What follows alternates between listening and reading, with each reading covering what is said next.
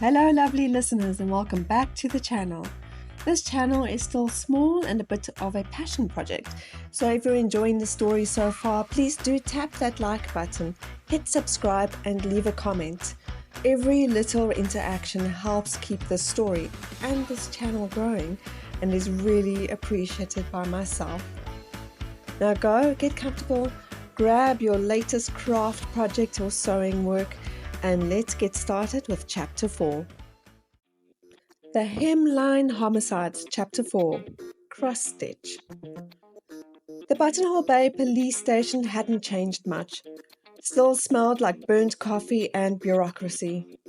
Snow perched on the corner of Noakes's desk, a paper cup of herbal tea in her hands. Across from her, Noakes leaned back in her chair, boots crossed at the ankle, sipping something far more suspicious. "Let me guess," Snow said, eyeing the cup. "Espresso with a hint of crime scene residue." "It's oat milk," Noakes replied. "I'm evolving." Snow raised an eyebrow. "Or slowly losing your taste buds." "Not mutually exclusive," Noakes smiled. They sat for a moment in silence, the kind only forged by shared history and mutual insomnia. Snow glanced around the office. Same dented file cabinet, same corkboard threatening to collapse under the weight of yarn and thumbtacks. "You still keep the yarn board?" she asked.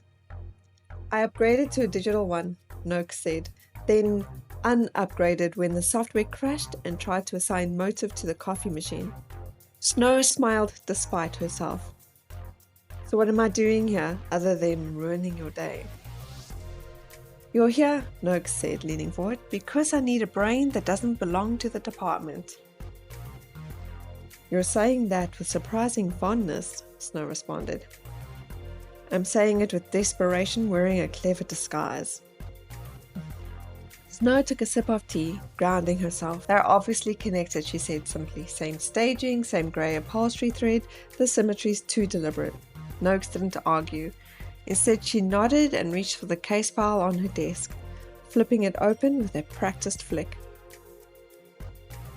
Both victims tied to the same brand, one the face of it, the other the scaffolding beneath. She tapped a photo of Cassie, then one of Vera. "If this were a clean cut, I'd call it fallout. But this is precision." Snow leaned in. "You think they were silenced?" "I think someone's cleaning house," Noakes replied. "And if you're seeing it, I guarantee the killer intended you to." Snow looked up sharply. Her eyes narrowed. "And the question is, who's next?" Noakes closed the file. Or worse, who's left? Snow reached for the file and flipped it open, scanning Cassie's phone records, work history, and a few blurry screenshots of her last posts. Something itched in the back of her mind, a pattern trying to emerge. "I've been digging through the design files Vera had in her studio," Snow murmured. Some of them weren't hers, not even close. They were lifted, carefully but not invisibly, from smaller designers. "Plagiarism?" Noakes asked. "More than that," Snow replied. "Intimidation, brand manipulation."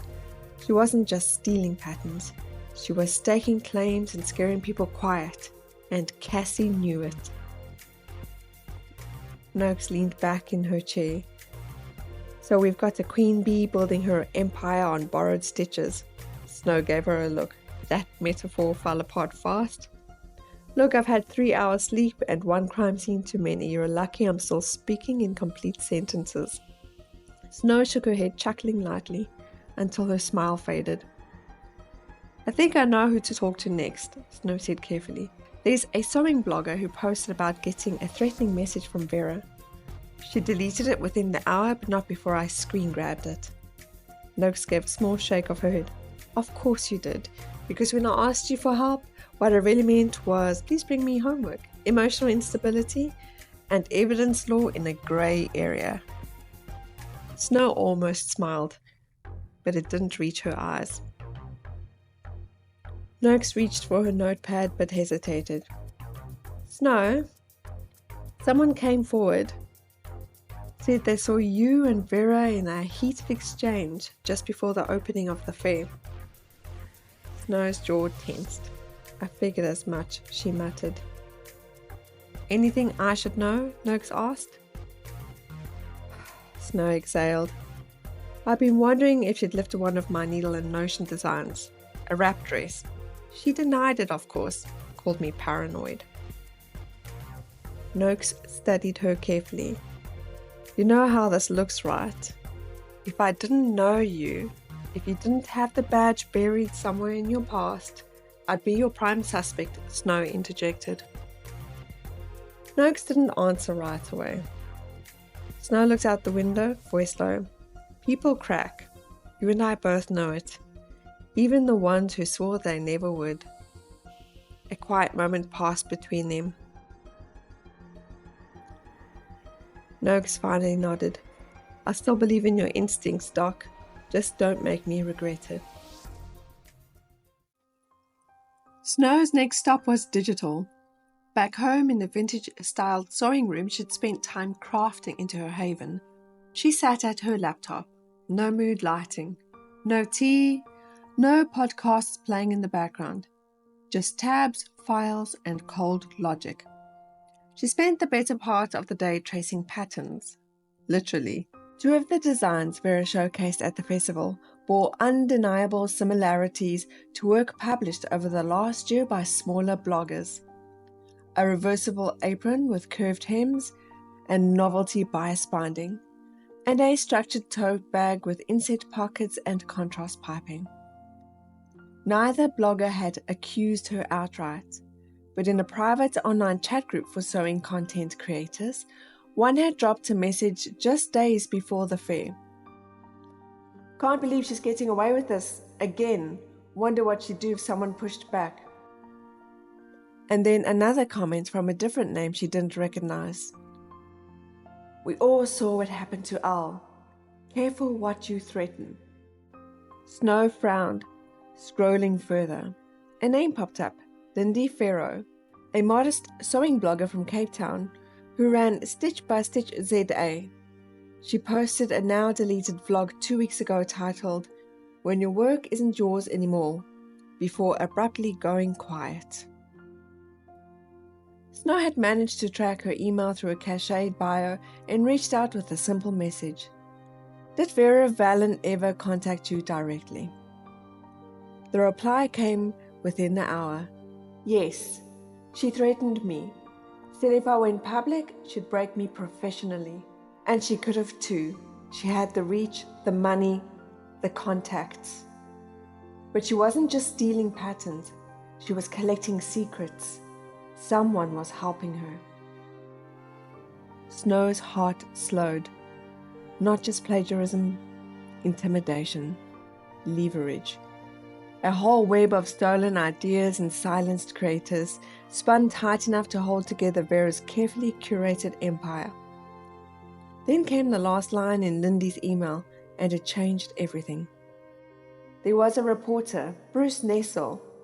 He reached out to me, said a few other designers had spoken to him too, was working on an expose about Vera. Something messy. Said he'd publish before the end of the month. But since she died, nothing. Radio silence. Bruce Nessel. Snow jotted down the name with a sharp click of her pen. A quick internet search painted the picture fast. An independent video journalist with a reputation for drama, scandal, and chasing clicks. Self-produced, attention-grabbing headlines, shaky camera work, and an uncanny knack for unearthing the exact stories no one wanted public. And now he had gone dark. Snow leaned back in her chair, staring at the screen. If Bruce had uncovered the truth behind Vera's manipulation, pattern theft, and intimidation campaign, he might be holding the motive for everything. And if he'd gone quiet after her death, what exactly had he found? Snow pushed the laptop aside and reached for a phone. First step, find Bruce Nessel. before whoever silenced Vera and Cassie decided he was next. That night Snow barely slept. Instead, she paced the length of her sewing room, the soft creak of the floorboards marking time as her mind threaded through names, clues, and motive. The list of suspects was expanding and tightening. Someone out there wasn't just dangerous. They were calculating, and they knew how to make a message look like murder. By the time the sun slipped up behind the misty hills of Buttonhole Bay, Snow had set out her notebooks, reset the kettle twice, and resolved not to leave the house, not until she had a clearer pattern to work from. But the next morning also brought an unexpected visitor. The coastal morning air was soft with mist, the kind that quieted the town like batting between two layers of fabric. Snow Hiver sipped chamomile tea from a mug that read, "Sociopath," the letters half faded from too many dishwasher cycles. Across from her, perched on a cushioned chair, pulled up to the sewing table, Meryl Wicks stirred her cappuccino with unnecessary vigor, the teaspoon clinking in the rhythmic bursts of over-caffeinated cheer. Meryl had shown up on Snow's doorstep just after 9, clutching a bakery bag and a clipboard like talismans of purpose. "Thought you could go over a few fair things," she said brightly. "And honestly, I just needed to get out of my house. The bunting supplier emailed me a quote that could finance a small yacht," she said as she glided past Snow, inviting herself in. A waft of her signature rose scent from her favorite hand cream filled the space between them. Everyone who knew Meryl knew the scent well. Once inside the sanctuary of Snow's sewing room, the scent of baked goods and linen starch mingled in the air.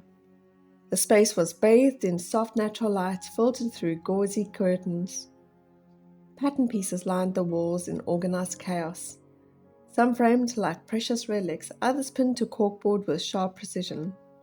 A row of label jars filled with buttons, ribbons, and notions caught the morning light like tiny stained glass windows.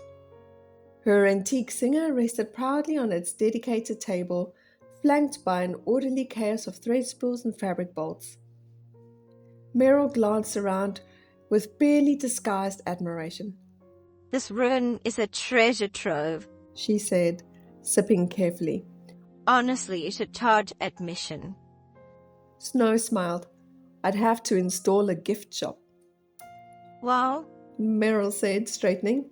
"that brings me neatly to why I popped by. Snow raised an eyebrow. I am already sketching out ideas for next year's festival," Meryl announced, pulling a color-coded folder from her oversized patchwork tote. "Can't let a little tragedy unravel the whole event now, can we?" Snow arched an eyebrow. "Little tragedy?" Meryl blinked. "You know what I mean, dear. It's terrible, of course, unthinkable. But if we let something like this derail the buttonhole-based pistol of threads, we'll lose vendors, momentum, reputation." "And sponsors," No interjected gently. Meryl's mouth tightened, then curved into a practical smile. "Exactly. Reputation is everything in a small town like ours." Snow nodded, non-committal, letting the silence stretch long enough to make Meryl frigid with the corner of her folder. "I have to admit," Meryl said, brightening, "I was thinking maybe you could be the face of next year's event. A local success story. Needle and Notion presents the Buttonhole Bay Festival of Threads. Has a lovely ring, don't you think?" Snow set down her mug. "Is that flattery I hear?" "Strategic encouragement," Meryl replied without missing a beat. "After all, your brand's taken off beautifully. Your style's modern, thoughtful, professional. Community looks up to you, Snow." And I'd make an excellent distraction from the fact that the last face of the festival was murdered backstage. Meryl's smile froze. Now, no need to be macabre. Life goes on." Snow tilted her head. "Some lives don't." They sat in silence for a moment. The only sound, the soft clatter of cutlery and the distant cry of gulls over the marina. Meryl cleared her throat and leaned in slightly. Any progress on, Her voice dropped half an octave, casual in the way only someone desperate for details could attempt. I heard Cass's death was similar. Snow's tone remained neutral. You know I can't comment on an active investigation. Meryl waved a bejeweled hand. Of course. Just curious, for the safety of the community. Shadow lying at Snow's feet gave a soft huff, as if registering the shift in tension. I'm sure the authorities are doing everything they can, Snow said, calmly reaching down to scratch between Shadow's ears.